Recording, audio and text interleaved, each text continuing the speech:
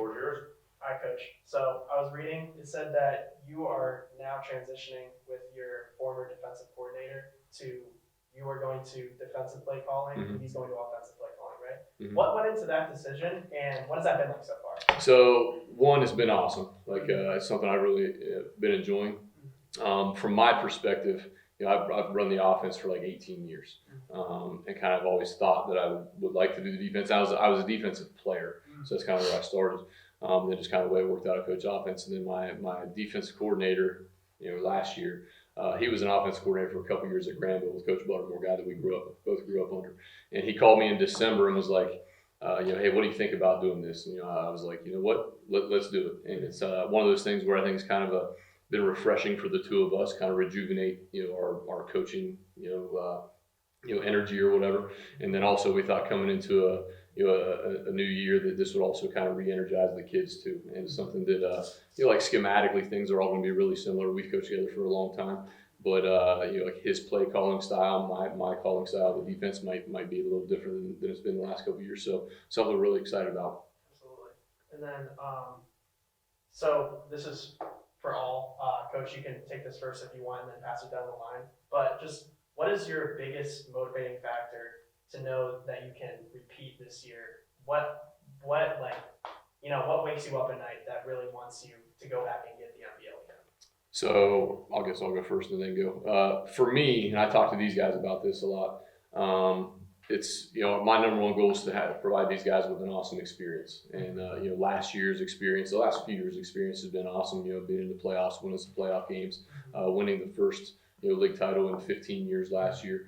And so for me as a coach, the next challenge is not necessarily defending that. I mean, obviously that's what we want to do, but again, to provide that experience, and also the idea is to build a program that doesn't have like 1 year of success and then fall off and kind of go up and down.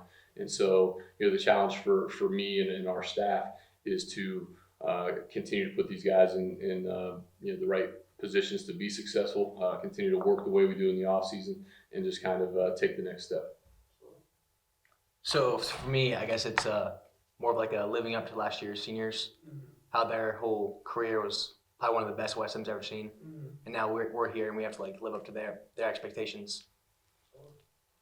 I definitely think like the last year's seniors, their freshman year, they went 2-8. I definitely think having a better record, proving that we are the best team that's went through West Muskingum is what motivates me to like be better every day. Obviously lost a lot last year with Rashid and the dudes up front, but really just overall being able to prove that like we're good too. And it wasn't just a one class and done thing. Like we're here to stay. We're at the top now and we want to stay there. Absolutely. Now, you just hit on it. Rashid, obviously, off to Ohio State. How has it been? It's not like necessarily like you're replacing him, but what is it like without him, and how does your offense move forward and improve from last year? Yeah, I get this question a lot, obviously, and Rashid's a guy that you don't replace. He's a once in a maybe forever in the MVL. His statistics kind of speak to that. But really as a coach, it almost it's hard to say it gets a little bit easier. But last year when we're trying to game plan stuff, it's like, all right, how do we make sure Rashid get the ball? So like let's put him here, and make sure he's getting his touches. And obviously because we would look really dumb if he doesn't. And so this year though, I think we have a lot more bodies. Those guys that were juniors last year that were sophomores last year have another year of development, and I think we actually have a chance to be a little more dangerous because we got 4 or 5 guys that you really have to pay attention to rather than just the one. And again, last year, everybody in the stadium knew Rashid was getting the ball, and it didn't really matter, most of the time. And so this year, I think hopefully the challenging part to prepare for us is which guy do we key on? If we key on this guy, then this guy's going to have a big night or make a big play. If we key on this other guy, then this guy's going to have a big play. So again, something we're really excited about. Absolutely. Yeah.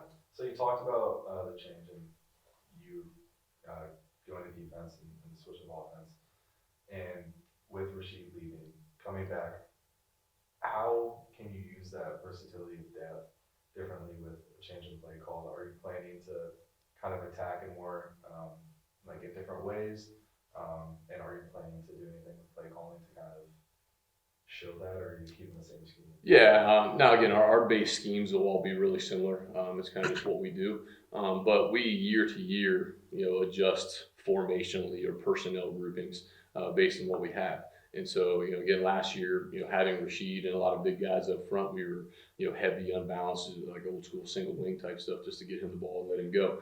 And this year, really excited about the tight end type bodies we got. Wes being one of them right here. And so we're going to be in a lot more, tight end sets, but also lined up in spread sets with those bodies. And so again, hoping to give ourselves an advantage, size advantage with guys like him lined up at wide receiver. And then, we have Carter inside. If the teams want to spread it out, we can, hopefully feel like we're good enough up front to make them pay for spreading and emptying the box. And so, yeah, again, just something that we're really excited about, and the kids are really excited about it. And so again, our scheme alters year to year based on what we have, and we're excited about what we do have. You guys have had a lot of success in the last 2 years with 19 wins, won the NBL Small last year. Just what is the process like of keeping up the intensity and just not getting complacent with the success that you've had? As well. Jake. I mean, just like I said before, knowing that we have won 19 games in the last 2 years, and before we were in high school, that was not the case. And knowing that West End is considered one of the better programs in the MVL regardless, and just wanting to maintain that expectation and maintaining that, like how people view us, basically. Just knowing that we're there now and we want to be there. Don't add on that. Knowing that like last year's class went 2-8, we can be the best class in school history, and that's like something that like you can feel great about yourself when you graduate. Oh, we're the best class in school history that played football at West Muskingum. You guys had obviously bringing a lot of people back, a lot of starters back, a lot meaningful playoff experience last year. How can you take that type of experience and apply it to week 1, week 2, and then as the season kind of progresses and you guys get tired and things start to slow down a little bit, how can you apply that playoff experience that you guys have as starters?